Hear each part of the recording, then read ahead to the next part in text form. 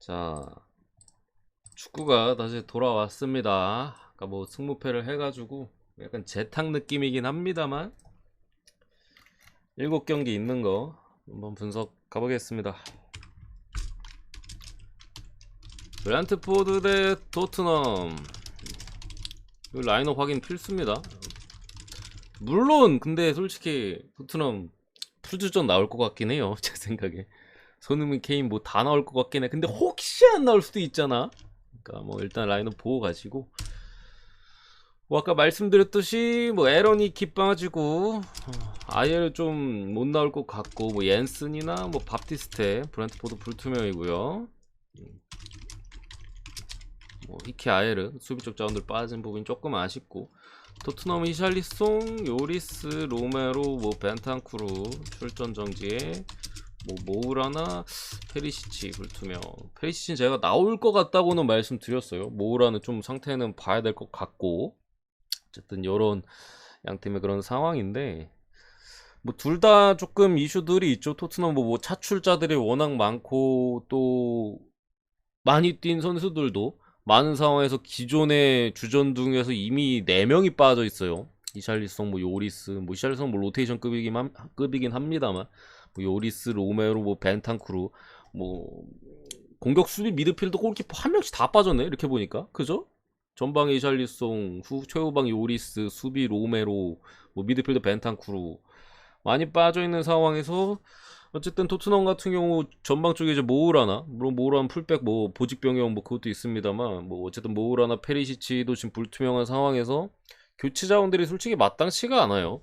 미드필더 쪽에서도 어쨌든 벤탄크루가 출전 정지기 때문에 뭐 3-5-2를 쓸지 뭐 어떤 포메이션 쓸지는 지금은 당장은 잘 모르겠는데, 뭐 많은 선수들의 운영은 지금 어려운 상황이고, 그에 비해서 브랜트포드는 뭐 수비 쪽에 누수가 조금 있긴 합니다만 없어도 충분히 돌아갑니다. 전체적으로 뭐 교체 카드가 5장인 이번 시즌에서 충분히 활용도가 높은 부분이 있는데, 어쨌든 뭐 토트넘 이런 부분에서의 조금 이슈가 있다면, 브랜트포드 같은 경우는 뭐 중간에 코치의 이탈, 하필 또 휴식기 준비 기간에 있어서 이탈이나 뭐 다른 코치의 이제 합류 과정에 있어서 좀 문제가 있었고, 특히 뭐 아이반 토니의 그 배팅 관련 또 혐의 재판 중인가? 아무튼 그거 관련해서 또 이슈가 있죠. 결국 브랜트포드는 전방에서 토니가 해줘야 되는데, 가장 중요한데 이 선수가 뭐가 걸려 있다는 것 자체가 뭐 애매해요. 솔직히 이게 해외 외국이라 어떤 마인드일지 잘 모르겠어요. 우리나라 같으면 약간 좀 벌벌 떨고 있고 멘탈 나가고 약간 그럴 것 같거든요. 저런 상황이면은. 근데 외국 애들은 워낙 막 좀 마인드가 좀 그러다 보니까 토니의 멘탈 상태가 어떨지 모르겠다. 근데 어쨌든 뭐 이게 뭐 국내와는 다르게 해외는 무죄 추정의 원칙을 이렇게 제대로 하기 때문에 뭐 아무 문제가 없죠. 지금 뭐 혐의가 확정된 것도 아니고 정상적으로 출전을 합니다.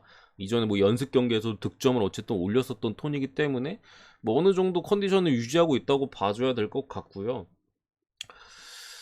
토트넘이 결국에 로메로, 요리스, 그러니까 월드컵 들어가기 전에 토트넘의 문제는 실점이 많았었거든요. 로메로가 빠진 상황, 기타 이런 상황들에서 뭐 어느 팀을 만나도 2골씩 막 내주고 상당히 어려운 경기 속에서 결국 전방에서의 뭐 손흥민 내지 주로 케인이었죠. 케인이나 뭐 히샬리송도 있었고, 뭐 이런 선수들의 활약을 통해서 다득점으로 승리를 가져가는 경우들이 많았는데, 오늘은 특히나 뭐 요리스는 고대로 또 로메로는 고대로 또 빠져 있고, 주전 키퍼인 요리스까지 결정하는 부분에 있어서 실점에 대한 부분이 불가피하다. 다만 이게 브랜트포드가 토트넘 상대로 득점이 없어요. 필에서 만난 적이 지난 시즌, 브랜트포드가 지지난 시즌에 이렇게 승격돼가지고 이제 올라왔었기 때문에, 지난 시즌에 돌풍이었잖아요, 초반에. 지난 시즌에 맞대결에 있어서 2번 다 득점하지 못했었습니다. 브랜트포드가 토트넘 상대로. 한 번 토트넘 홈에서 2대0 졌고요. 브랜트포드 홈에서는 0대0 무승부. 그리고 그 전년도에 이제 리그컵에서 만났는데 이때도 못 넣었어요. 2대0. 리그컵에서 토트넘 홈에서 2대0으로 토트넘이 이겼었기 때문에 3경기 연속 무득점이에요. 근데 사이즈상 오늘 깰 만한 타이밍이라고는 분명히 보여져요. 토트넘이 현 상황이나 여러 가지 봤을 때. 그런 부분 봤을 때나 좀 뭐 체력적인 이슈나 여러 가지 봤을 때도 솔직히 토트넘 쪽을 찍기에는 조금 어렵다는 생각이 들고요. 저 같으면은 이거 승 찍을 바에는 오바를 찍을 것 같긴 합니다. 어쨌든 브렌트포드 프렌가 다득점 보겠습니다. 부프롭 브렌트포드 역시도 뭐 월드컵 이전의 토트넘을 감안한다면 충분히 실점에 대한 가능성이 높아 보이고 체력적인 문제나 또 밸런스를 잡아줄 만한 선수들도 많이 빠져있는 현재 토트넘이고요. 그 밖에 로메로가 빠진 상황에서 벤 데이비스가 좀 나오거나 이래줘야 되는데 컨디션에 대한 이슈도 있고 뭐 그 전에 누구야 뭐 탕강가나 이런 애들은 좀 쓰기 어려운 현재 뭐 상황에 있죠. 그렇기 때문에 운영에 있어서 좀 어렵지 않을까 싶고, 어쨌든 브렌트포드가 토트넘전 3경기 연속 무득점이라는 점이 좀 걸리긴 한데 이게 뭐 어떻게 보면 그대로 이어질 수도 있는 거고 사실, 아니면 근데 깰 타이밍으로 보이긴 해요. 토트넘의 현 상황이나 브렌트포드 상황적인 홈이라는 점까지 좀 고려했을 때는. 그래서 어쨌든 이렇게 봅니다. 9%. 개인적으로 뭐 크게 땡기는 경기는 아닌데. 크리스탈 팰리스 대 풀럼.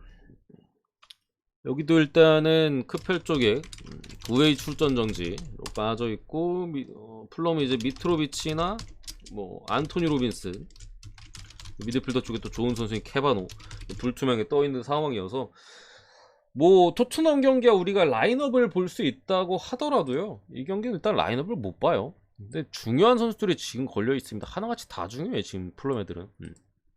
안토니 로빈스는 뭐 얘 자체가 엄청난 활약을 보여주는 선수는 아닌데 뭐 풀럼이 워낙 수비에 있어서의 집중력이나 이런 것도 많이 떨어지고 워낙 실점이 많은 부분인데 얘가 빠지면 수비 라인의 변형이 불가피해요. 얘가 빠지고 그 자리에 한 명 땜빵이 들어가는 게 들어갈 확률보다는 그냥 아예 선수 자리 이동이 일어날 가능성이 높아요.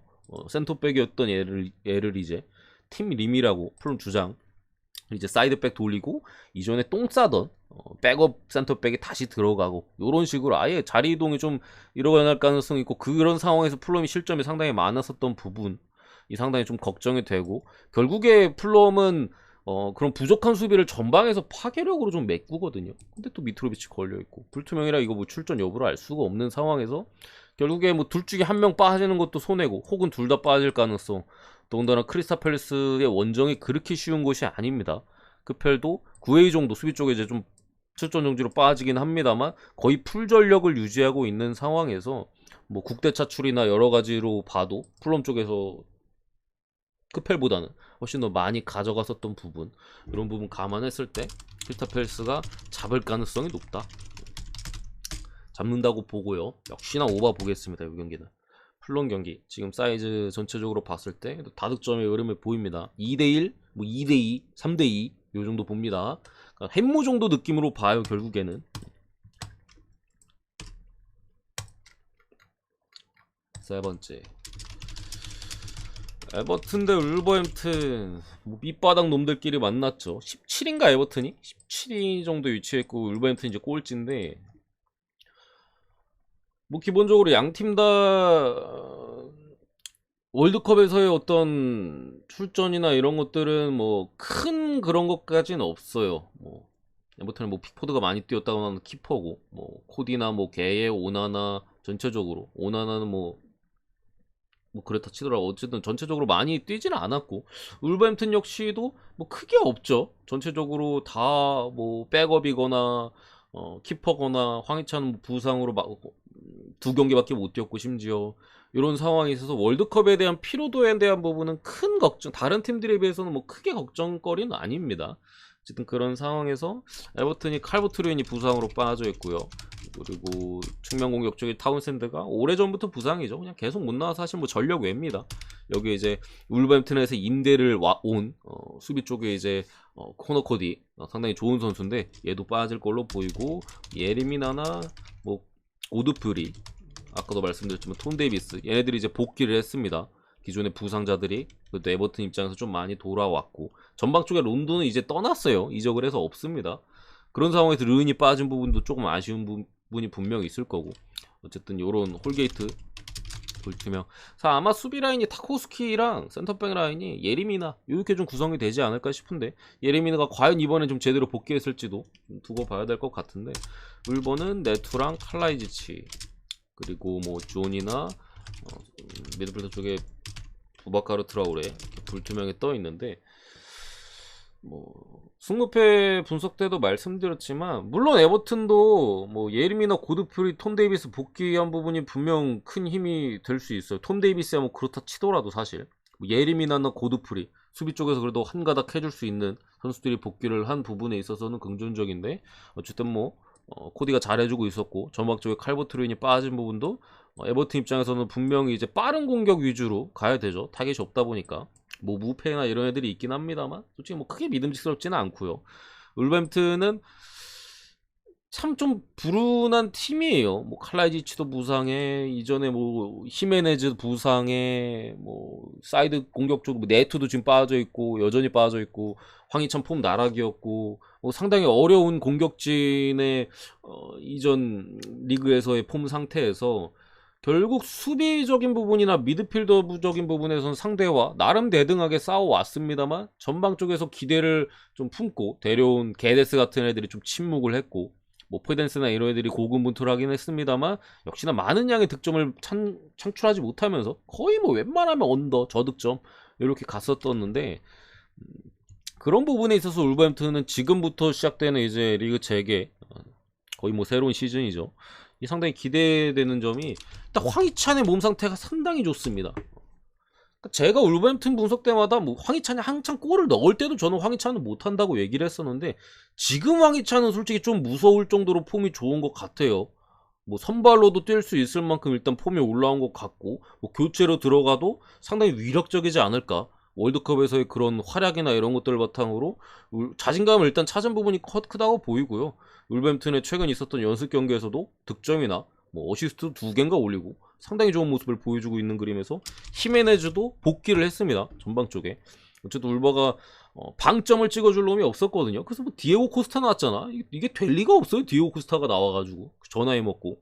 그러니까 당연히 뭐 울버가 공격이 썩었었는데, 물론 복귀한 지 얼마 안 됐고 히메네즈도 몸 상태를 여전히 끌어올려야 되긴 합니다만, 그래도 존재 자체가 확실히 울버 쪽에는 뭐 황희찬, 폼살아난 황희찬과 히메네즈의 가세, 이전에 있던 놈들도 사실 울버가 뭐 못하는 놈들은 아니에요. 방점을 못 찍었을 뿐이지. 이런 부분에 있어서 그래도 골 냄새 잘 맞는 놈들이 이렇게 복귀를 했다는 점, 상당히 긍정적인 포인트여서 저는 울버가 에버튼 상대로 전체적인 사이즈면에서 크게 밀릴 거라고 생각하지 않고요. 전체적으로 대등한 경기가 좀 예상되는데, 또 울보의 이런 공격진들의 복귀 이런 부분에서 조금 기대를 걸 수 있지 않을까 하는 부분이 분명히 있습니다. 특히나 또 전방 쪽에서 이제 한때 이제 분데스, 헤르타 베를린을 뭐 밑바닥에서 구해내고 또 에이티 마드리드에 가서 준수한 활약을 또 보여줬었던 마테우스 쿠냐를 또 임대로 데려왔기 때문에 또 기존의 공격진들이 긴장을 안 할래 안 할 수가 없어요. 쿠냐 정도면 솔직히 무조건 거의 주전 확정이라고 보이거든요. 그래서 더 분발하지 않을까, 이런 점까지 감안하면은 울버햄튼이 적어도 지진 않겠구나. 상대도 어쨌든 뭐 부상자들 돌아오긴 했습니다만 에버튼이고 램파드 감독을 믿으면서 울버 프랜사이드 보도록 하겠습니다. 언오버는 패스할게요. 의외로 울버가 공격진들도 좀 복귀하고 해서 생각외로 좀 다득점으로 갈 가능성도, 물론 울버 경기이기 때문에 솔직히 좀 떨어져 보이긴 합니다만 뭐 있어 보이긴 해요. 생각 외로 진짜로 한 2대1 정도 막 울버승 막 이 정도 나올 수도 있을 것 같아서, 언오바는 뭐 솔직히 오바는 못 찍습니다만 언더도 뭔가 차라리 프렌이 나와 보인다, 요즘 느낌입니다. 넘어가고요. 근데 어쨌든 이게 뭐 승무패 분석 때 말씀드렸지만 울버 프렌을 보는 입장에서 뭐 울버 승 쪽에서 좀 불안한 점은, 꿀림 고맙습니다. 300개 고맙습니다. 울버햄튼이 최근 직전까지 마지막 10명의 감독 계속 교체를 해왔잖아요. 뭐 그 텀이 길든 짧든 간에 가장 최근에 감독을 맡았던 10명이 첫 경기에서 승리를 못했었어요. 어쨌든 프렌을 보는 입장에서 울버의 역배까지 본다는 건데 이런 부분이 조금 걸리긴 합니다만 뭐 10명 정도 했으면 한 번쯤 이길 때 됐다고 봅니다. 그런 부분에 있어서 크게 개의치 않습니다. 저런 부분들을. 레스터 대 뉴캐슬. 뭐 레스터 같은 경우에는 에반스. 아까 너무 많이 떠들었나봐. 히카르도 페레라. 부상 좀 나아라. 히카르도 페레라, 제임스 저스틴, 이상, 뭐 맨리치, 이렇게 양 팀 다. 레스터 같은 경우 수비 쪽에서의 좀 부분들이 눈에 띄죠. 에반스 같은 경우도 레스터에서 정신적인 주주의 역할이나 또 수비 라인의 안정감을 늙긴 했어도 불어넣어줄 수 있는 선수고, 뭐 공격적으로 좀 해줄 수 있는 사이드백의 히카르도 페레이라나 또 운동 능력이 좋은 저스틴 같은 애들 빠져 있고, 뉴캐슬 같은 경우 이삭 한 명 빠져 있다고 보시면 됩니다. 멜리치는 거의 전력 외예요. 요런 그림인데, 뭐 양 팀 다 월드컵에 대한 피로도에 대한 이슈는 크게는 없어요. 뭐 레스터 같은 경우 뭐 파이스나 뭐 틸레만스, 카스타뇨, 메디슨, 아마티, 맨디, 워드 이런 애들이 차출이 됐는데, 뭐 거의 높게 올라간 선수가 거의 없고요. 정확하게 모르겠는데 제일 높게 올라갔어 봐야 이제 메디슨의 8강 잉글랜드가 되지 않을까 싶은데, 메디슨인데 월드컵 당일에 잔부상이 좀 있어가지고 출전을 못했어요. 그러니까 뭐 그냥 벤치만 달구다가 왔습니다. 뭐 그런 상황에서 어쨌든 최근에 또 정상적으로 복귀를 했고요. 오늘 출전이 가능해 보이고, 뉴캐슬은 뭐 기마랑이스, 트리피어, 뭐 닉포프, 칼럼 윌슨, 파비안 셰어, 그래도 뭐 16강 스위스 파비안 셰어 수비 쪽이나, 뭐 기마랑이스도 어쨌든 8강 갔고, 트리피어 잉글랜드 8강 갔고, 닉포프 뛰진 못했습니다. 어쨌든 8강 갔고, 뭐 이런 식으로 좀 그래도 높게는 올라가긴 했습니다만, 여기도 뭐 다 백업이었어요. 트리피어 정도만 이제 주전 로테이션급이고, 파비안 셰어도 물론 주전이긴 합니다. 근데 어쨌든 수비 쪽이 자원이었기 때문에 뭐 엄청난 피해는 없다.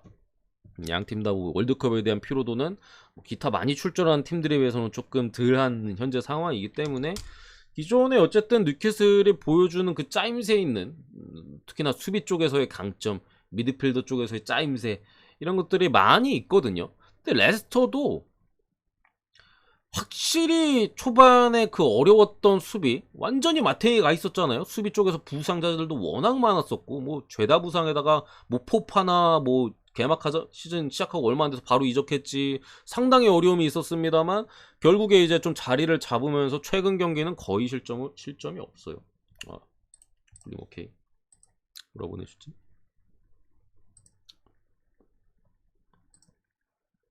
쪽지 그 확인했고. 제가 뭐야, 이거 스패너에 들어가 있네. 시간이 조금 타이트하긴 한데 될 것 같긴 해요. 이제 끝나고 확인해서 이렇게 하도록 하겠습니다. 9시 20분 마감이니까 아시겠죠? 지금 당장 이제 분석 중이니까 그런 상황이고, 이게 또 뉴캐슬도 직전 본머스전을 봤을 때 어쨌든 전방 쪽에서 칼럼 윌슨이 최근에 복귀했잖아요. 직전 본머스전에 복귀를 했고, 뭐 이사까지 빠져있는 상황에서 직전 경기에서 또 한창 이번 시즌 날아다니고 있는 알미론 같은 선수들의 활약도도 뭐 크게 눈에 띄진 않았거든요. 약간 폼이 좀 떨어져 보이는 모습이 있었거든요. 여기에 대해 이제 막시맹도 부상 관련 이슈로 계속 뭐 월드컵 기간 동안 달고 있었고, 이런 부분에 있어서 뉴캐슬도 이게 레스터의 수비를 확실하게 공략할 수 있다라는 부분은 저는 잘 모르겠어요. 결국에는 선제골이 굉장히 중요한 경기가 되지 않을까 싶고요. 그런 부분에 있어서 이거 무승부도 배제할 수 없는 선택지라고 봅니다. 뉴캐슬이 이거 겨울 이적 시장에 돈 많이 쓰려고 하고 있거든요. 근데 구단주 입장에서도 계속 이겨버리면은 돈 쓸 맛이 안 나. 한번 좀 삐그덕삐덕거리고 뭐 좀 아쉬운 모습들도 보여줘야지, 이게 확실히 좀 보강이 조금 더 필요하긴 하겠구나, 챔스 가려면은, 이런 느낌을 받을 텐데, 하필 레스터가 딱 그런 기점에 있는 팀이라고 저는 보여져요. 레스터 원정 여기서 조금 생각보다는 어려운 경기를 하거나 이런 느낌으로 가줘야지. 다음 경기 뭐 리즈예요, 꽁승이고, 그 다음 경기 아스날 상당히 어렵습니다만, 나 뒤에 일정도 뭐 크게 어렵진 않아요. 뭐 풀럼 뭐 이런 팀들하고 이게 좀 붙기 때문에 쉽사리 승리를 거둘 만한 느낌은 제가 볼 때는 없다. 그래서 무승부에 뭐 봅니다. 이기더라도 한 점 차 가능성이 상당히 높다고 보이고요. 물론 레스터가 시즌 초반처럼 하면 그냥 뉴캐슬 마인인데, 그래도 월드컵 직전에 상당히 많이 반등을 했던 사이즈이기 때문에 요런 느낌으로 보겠습니다. 언오버는 패스하고요. 5번째, 오늘 경기 중에 저는 이게 제일 어려워. 이 경기는 진짜 잘 모르겠는 경기인데, 일단 월드컵 관련 또 이슈부터 말씀드리면 사우스햄튼은 별다른 게 없어요. 벨라 코찹 독일 국대인데 백업이었기 때문에 뭐 못 뛰었고요. 살리수, 가나, 아까도 말씀드렸지만 우리나라랑 할 때 이제 선제골 넣은 놈입니다. 수비 쪽에. 근데 뭐 16강 우리한테 밀려서 광탈했죠. 뭐 없습니다. 둘밖에 없고 브라이튼 입장에서는 뭐 맥알리스터, 아르헨티나 결승전까지 뛰었기 때문에 당연히 오늘 경기 못 나오고요. 뭐 트로사, 뭐 에스투피냔, 뭐 카이세도, 램프티, 미토마, 산체스, 뭐 상당히 많은 선수들이 차출이 됐고 그 중에 뭐 핵심들도 여럿 있습니다. 뭐 카이세도나 뭐 에스투피나는 에콰도르에 상당히 중요한 선수들이었고 둘 다 핵심이에요. 여기고 뭐 트로사나 뭐 알리스터 특히 많이 뛰었다고 말씀드렸고 알리스터, 미토마도 백업으로서 역할을 충실히 한 부분에 있어서 월드컵 관련 피로도는 분명히 브라이튼 쪽에 있다. 이미 핵심 그리고 알리스터가 빠져 있죠. 아직 뭐 오지도 않았죠. 지금 아르헨티나 있고 여기 수비 쪽에 아담 웹스터나 데니엘 빅이 빠진 게 분명 아쉬워. 그러니까 브라이튼이 무패를 이제 보내고 나서 웰백하고 이제 백업 공격수가 운다브라고 있거든요. 여기에 이제 완전 유망주 엔시소라고도 한 명 있는데 이번 시즌에 데려오네. 운다브 같은 경우 이제 벨기에 갔다가 거기서 이제 씹어 먹고 임대 복귀를 했고, 근데 벨기에랑 피엘은 차이가 많이 나요. 운다브가 이번 시즌 EPL에서 한 골도 없어. 교체로 간간히 나왔던 부분이고, 어쨌든 이런 주전 공격수와 또 안정적인 볼백을 해주는, 제가 볼 땐 브라이튼 지금 제일 핵심이 물론 전방에 뭐 트로사 같은 애들, 또 크로스 같은 애들 상당히 중요하긴 합니다만, 또 후방에서 빌드업 과정에서는 알리스테르가 엄청난 역할을 해주거든요.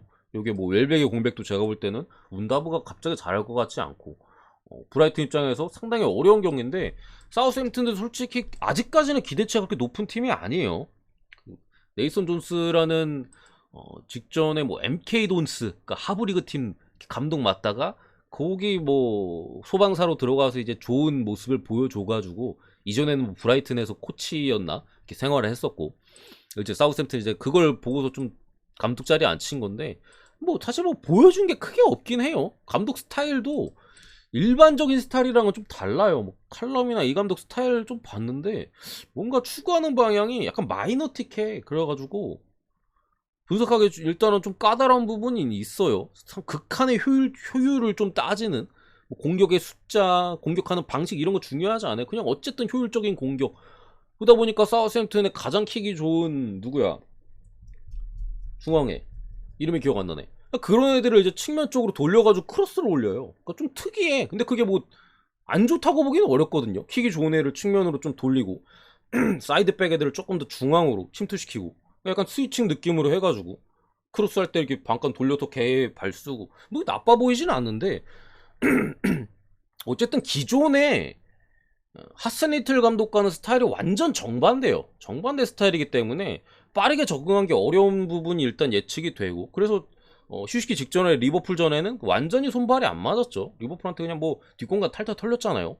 근데 어쨌든 휴식기가 있었기 때문에 준비 과정에서는 충분히 그래도 어느 정도 준비가 돼 있을 걸로 보이는데, 어쨌든 오늘 경기 이거 라비아 불투명해요. 가장 중요한 선수거든요. 삼선에서 전방으로의 볼 투입 혹은 이제 상대의 미드필더진이나 공격진들을 괴롭혀줄 수 있는, 지금 뭐 삼선 자원 중에서는 제가 볼 땐 전 세계에서 가장 유명한 미드필더입니다. 그 정도로 뭐 엄청난 전반기 뭐 활약을 보여줬었는데, 워드 프라우즈 맞아요. 워드 프라우스. 역시 축자랄 분들 많아 우리 반.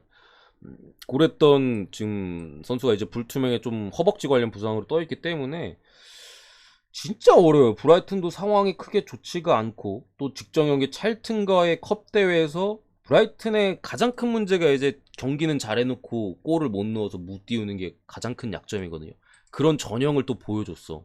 미토마나 이런 애들 싹 다 투입했어요. 그냥 뭐 램프티고 뭐 카이세도 그냥 주전들을 싹 다 내보내는데도 0대0 승부 차이 끝에 패배까지 했기 때문에 이런 점이나 뭐 봤을 때 쉽사리 솔직히 어느 한쪽을 찍기가 좀 그래. 브라이튼 정배 찍기도 좀 뭐하고요. 그렇다고 사우스햄튼 프렌 찍기도 아직까지는 못 믿겠는데, 이런 느낌입니다. 제가 볼 때 이 경기는 상당히 어렵다고 보여주고, 그래서 무 봅니다. 어느 한쪽도 이길 자격이 아직까지는 없어 보인다 라고 보고, 뭐 이거를 솔직히 제가 무승부를 보는 이유는 배당적인 메리트 부분에서 무를 보는 거고요. 뭐 확률도 크게 낮다고 보지는 않아요. 무승부가 어쨌든 브라이튼이 똥을 싸버리면 무가 뜨는 경기니까. 높지 않다고 보고, 대신 이 기회를 어쨌든 물을 보니까 프렌 쪽의 접근이냐 아니면 뭐 무승부해무 쪽의 접근이냐 이렇게 따졌을 때는 저는 솔직히 못 고르겠어요. 물론 표현은 한쪽으로 들어가 있긴 해요. 한데 그냥 굳이 고른 겁니다. 굳이 고른 거. 누가 분석 아직 안 했습니다. 굳이 고른 거고, 무해무냐 뭐 프렌이냐 이런 이쪽에 있어서는 여러분들이 택하셔서 가시기를 감이 안 와줘는. 전력 자체는 뭐 브라이튼이 좋은 건 사실이에요. 사우스햄튼은 앞으로가 조금 더 나아질 걸로 보이긴 합니다만, 라비아 부상 이슈가, 라비아가 안 나온다면 분명히 힘들 것 같아. 브라이튼이 잡는 그림이 조금 더 보여요. 라비아가 안 나온다면. 근데 불투명이라서 제가 뭐 확답을 드릴 수가 없는 부분들. 아시겠죠? 에스턴 대 리버풀. 이 경기들 리버풀 일단 지금 보내드릴게요. 표는 보내드려야지 그래도. 지금 보내드릴게요.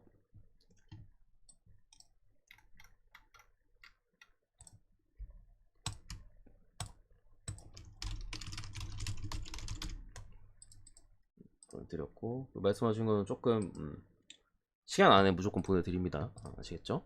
좀 넉넉하게 보내드릴게요. 분석 어차피 그렇게 오래 안 걸리니까. 에스턴 대 리버풀.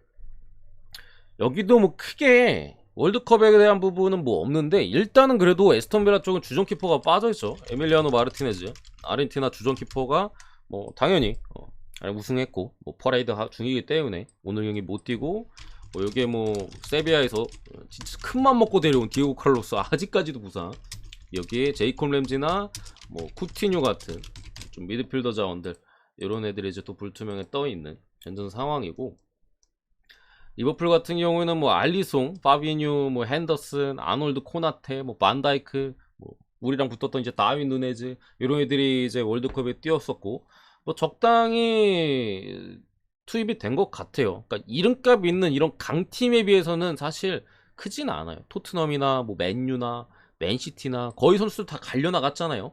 근데 리버풀 같은 경우는 뭐 알리송 키퍼지, 파비뉴 브라질이어서 뭐 로테이션 돌아갔지, 핸더슨 잉글랜드 자리 없지, 아놀드 잉글랜드 밀렸지, 뭐 코나테 그렇지, 반다이크 많이 뛰었지, 반다이크 정도, 누네즈 근데 조벨 예선 탈락이고, 이 때문에 뭐 큰 누수까지는 없어요. 반다이크가 너무 많이 뛰긴 했다, 요 정도.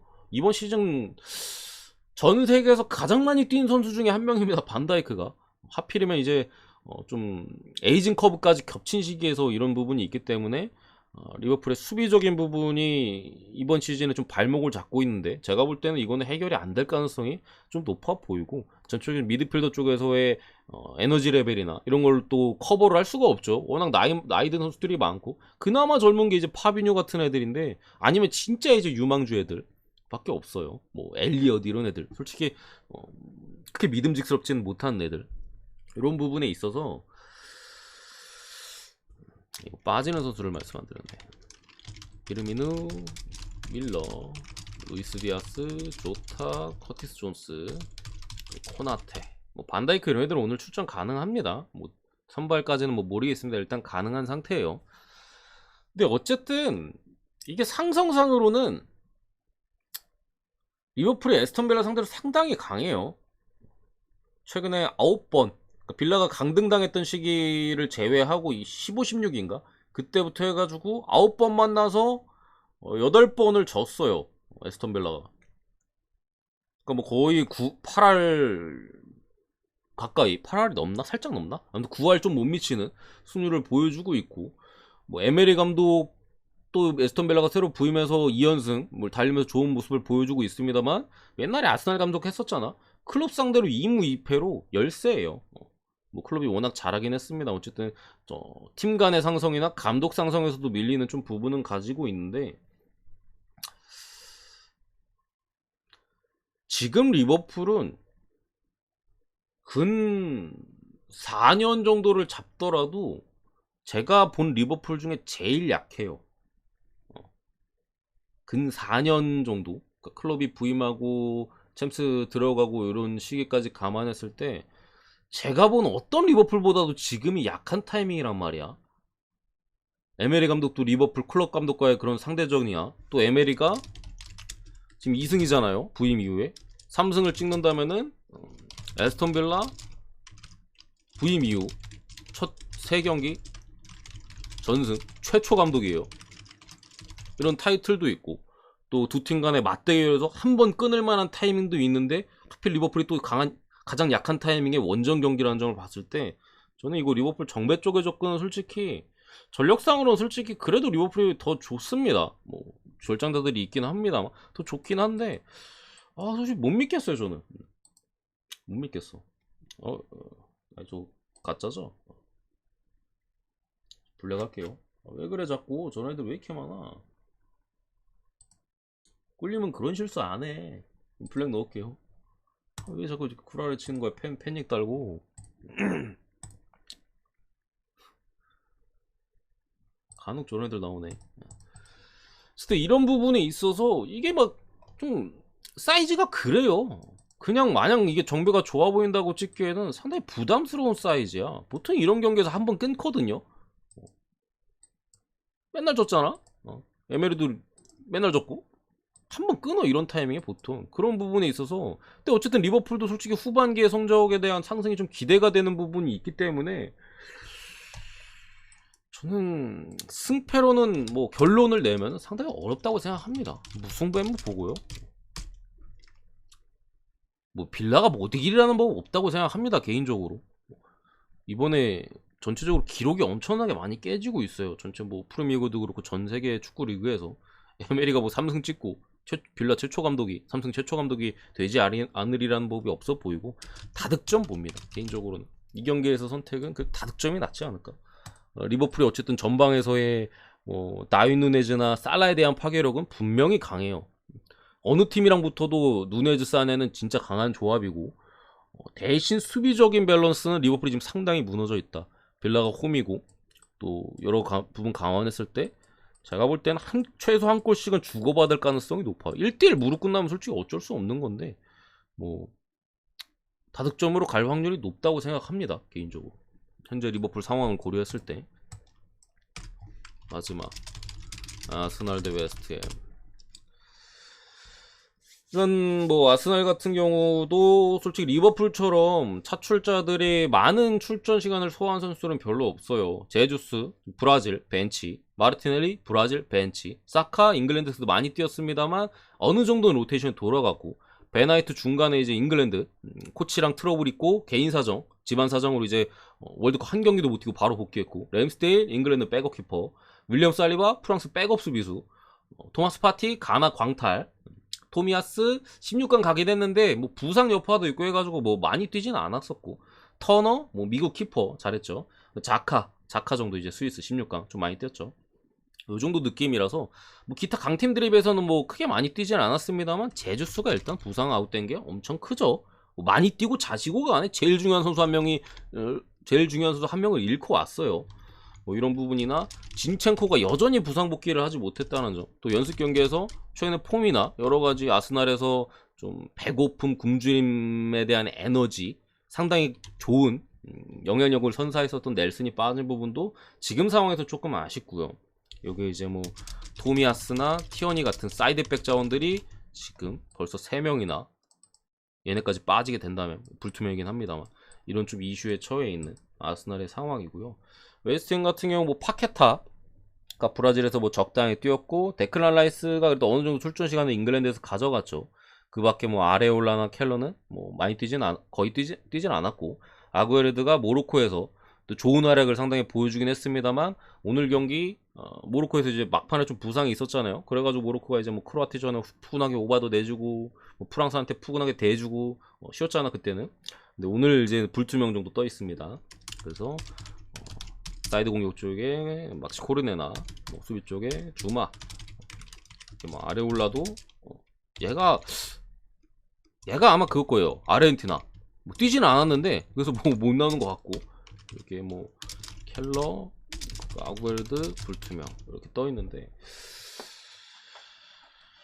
뭐 사이즈 자체는 그래도 뭐 아스날이 부카요 사카가 월드컵에서 상당히 좋은 폼을 보여줬었고, 은케티아라는 제주스의 대체자가 그래도 지난 시즌 은케티아가 뭐 오바메양 나가고 라카제트가 안 좋을 때 아스날에서 해줬던 부분들, 또 뭐 몇몇 선수들이 그러니까 월드컵에 제주스를 잃긴 했습니다만 많은 선수들이 이제 월드컵에 합류를 하지 않았죠. 수비 쪽에 뭐 마갈량이스도 그렇고 뭐 윌리엄 살리바 안 뛰었고요.